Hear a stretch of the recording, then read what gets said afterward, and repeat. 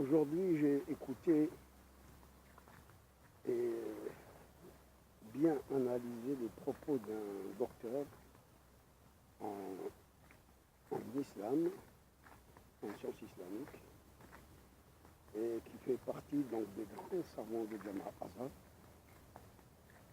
Et il a débattu d'une question très subtile et très importante du fait qu'il fait la différence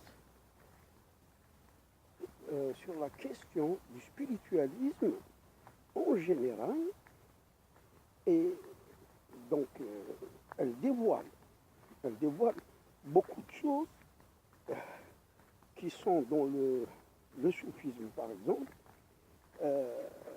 et qui donc sont absolument rejetées par, comment dirais-je,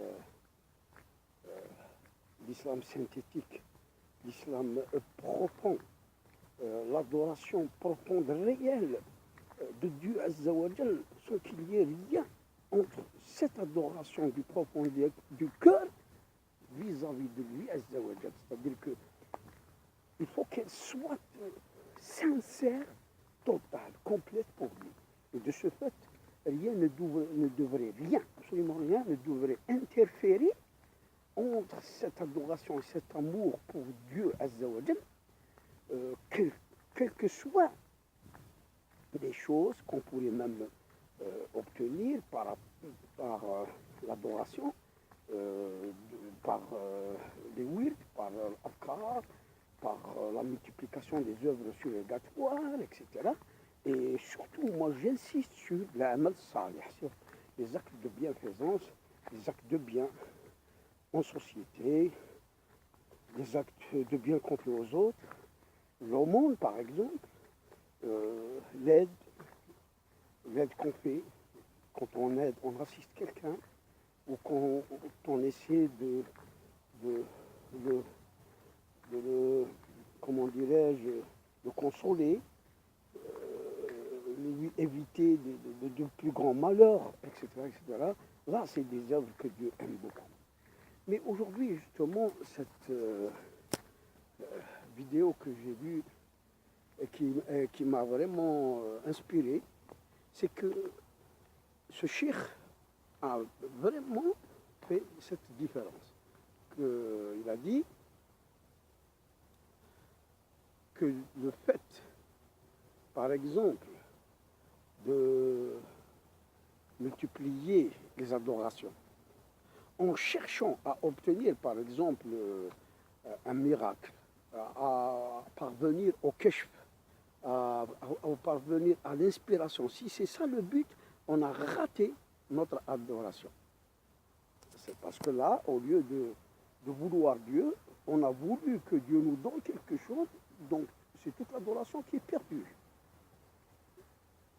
C'est très important. Justement, même quand, par exemple, on voudrait se différencier, c'est-à-dire que les gens nous disent que plein, que X, Y, vraiment, il est donc adorateur, c'est un soufi, c'est un mystique, ou c'est un saint, ou vraiment il est comme ça. Si dans le cœur, il y a ce penchant, cette intention profonde, tout en balance, c'est-à-dire toutes les œuvres suggératoires, tous les actes de bienfaisance, risque là, parce que le hakim, celui qui juge, c'est Dieu. Hein, nous, on le dit, et selon ce qu'a dit ce docteur, c'est qu'il y a un risque de perdre donc le hassanat, tout ce que Dieu pourrait inscrire pour celui qui s'adonne à la vraie adoration, au alkar, au wird, aux actes de bienfaisance, celui qui fait l'aumône, celui qui fait, par exemple, du bien aux autres, celui qui sauve les gens, celui qui aide les gens, etc., etc. Il y a aussi d'autres qui se sont perdus, selon Chaussir, et c'est très important, c'est ceux qui, justement, une fois que Dieu leur a révélé, c'est-à-dire leur a permis le kashf, la révélation du monde du Moulk et du Malakut particulièrement, donc l'asrar, les secrets, les mystères de pourquoi les choses sont ainsi, pourquoi elles sont qaimines, elles sont dans cette existence de cette façon. Et les opposés, par exemple le bien et le mal, toute chose a un opposé, et parfois, c'est-à-dire zawj, etc. Donc, les contradictions dans toutes choses, les opposés dans toutes choses, etc., qui font aussi l'équilibre, et leur asrar, leur mystère, ce qui se cache derrière tout wujud, toute existence. Quand Dieu révèle, et le docteur a dit des millions et des millions, par exemple, de mystères, de secrets, et que eux, leur cœur va être accroché à ces mystères révélés, et ils s'élèvent en eux-mêmes dans leur cœur par rapport aux autres, parce qu'ils disent que Dieu nous a révélé ces millions de secrets, ces mystères. Là aussi, il y a une perte de la sincérité vis-à-vis de Dieu. C'est Dieu qui a donné ou qui a révélé tout ça. Et le fait que le cœur se détache de Dieu pour s'accrocher à ces révélations, à ces miracles, à ces dons divins extraordinaires, là, ce cheikh aussi a parlé du risque, parce que le juge là, et c'est Dieu, de perdre toute la valeur de l'adoration et tout, donc, l'estime de Dieu. Mais la chose encore plus importante, et ça je l'avais en moi, je l'ai dit et je l'ai dit avant d'une autre manière, mais lui, donc il a synthétisé, il a conclu sur cette question. C'est la question du spiritualisme dans le monde. Donc il y a le bon, le vrai spiritualisme, et il y a le faux spiritualisme. Le vrai, c'est celui de l'islam, c'est-à-dire c'est le spiritualisme islamique, que certains nomment soufisme, mais moi je n'aime pas ce terme. Je préfère mysticisme islamique ou spiritualisme islamique au terme soufisme. Et d'ailleurs, soufisme avec sa méthodologie, tout ça, est une innovation en islam, et le soufisme tel qu'il est pratiqué avec les méthodes, il ne fait pas partie de l'islam. Donc je parle de spiritualisme islamique, donc basé et fondé sur l'application de la sunna, de قال الله قال الرسول سمعنا وأطعنا يا رب العالمين غفرانك ربنا وإليك المصير. سمعنا وأطعنا، سمعنا يا ربنا ما قلته لنا وأطعناك. On t'a obéi, on obéit à ton prophète, le sceau des prophètes, et ça s'arrête là. Ce qui vient après cette adoration, cette obéissance, cette servitude et cette reconnaissance de soi qu'on est un serviteur, qu'on est un esclave de Dieu, etc. C'est ce qui vient après, on doit le garder pour soi. Donc il y a ce spiritualisme islamique qui est vrai, qui est donc pratiquement, en un mot, l'application de la sunna, et donc de la perfection dans l'obéissance, c'est la servitude de Dieu. Et il y a le faux, et là, quand celle qu'il a dit, le faux, le bouddhisme, même ces pratiques de moines chrétiens, dans le hindouisme, etc. C'est ce spiritualisme qui est faux, hein, et il est basé sur un entraînement, comme la méthodologie soufie de l'âme. Ce sport cérébral, ce sport psychique, ce sport donc spirituel, permet à l'âme donc de gagner une certaine quiétude et un calme, une sérénité dans le cœur qui est attendue. Mais voilà, c'est que ceci peut être atteint par cet entraînement, ce sport psychique, spirituel, comme donc la méthodologie soufie par Avkar, mais il est donc dans l'associalisme.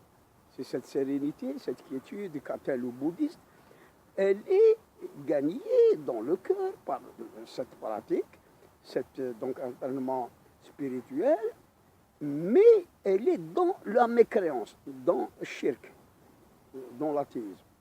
Ce n'est pas celle qu'on peut gagner éventuellement, si on est sur le droit chemin en islam.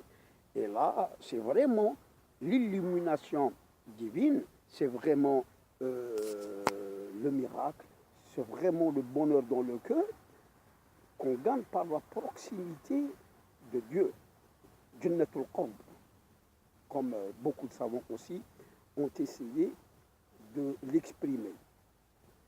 Donc il y a bien lieu maintenant de statuer, donc de différencier, et les choses sont bien claires. Même toutes les philosophies, à quoi ça sert. Par exemple, quand on n'a pas eu, parce que enfin, on ne peut avoir que ce que Dieu nous a écrit pour nous. C'est-à-dire si on n'a pas été destiné pour connaître la médecine, par exemple, ou la physique nucléaire, ou je ne sais pas quoi. C'est des sciences que nous ignorons, mais qui ne nous font pas de mal par leur ignorance dans notre religion. C'est-à-dire on peut ignorer beaucoup de sciences, beaucoup de connaissances, beaucoup de savoirs, etc. Mais réellement, ne pas les connaître n'altère en rien notre religion, ni notre foi, etc. L'essentiel, c'est d'obéir à Dieu, d'obéir au prophète, de pratiquer l'islam, d'être sincère, mukhlisin lillah azza wa jal. La ilaha illallah, wa la na'budu illa iyah, mukhlisin lahu ad-din, wa law kariha al-kafirun. Alors, donc, il y a des sciences, même inutiles, même des sciences que certains ont pu acquérir ou avoir, même des révélations, même kishfa, parce que même ce kishf, il peut aussi être obtenu par l'intermédiaire de djinn. Ce qui fait que la sincérité, l'ikhlas, il n'y a pas mieux. Et il ne faut pas qu'on s'étende que tel soufi, tel mystique ou tel, je ne sais pas quoi, a pu avoir, par exemple, des connaissances des mystères. Ce n'est pas une fin en soi en islam. La fin en soi, c'est d'être mukhlis, d'être sincère vis-à-vis de Dieu dans toute notre adoration et dans tout ce que nous faisons vis-à-vis de lui, et surtout aussi d'être contenté, ravin de ses décrets et de ses sentences et de son destin écrit pour nous. Et ce rêve, ce contentement, c'est l'apogée vraiment de l'islam et de la servitude de Dieu Azza wa Jal et de la totale soumission à Dieu. C'est ce contentement du destin, du qadar, c'est l'apogée. Parce que nous savons que Dieu est juste, nous savons que Dieu est un bon juge, et nous savons que Dieu est sage. Et toute chose est donc fondée sur sa sagesse et son jugement avec justice.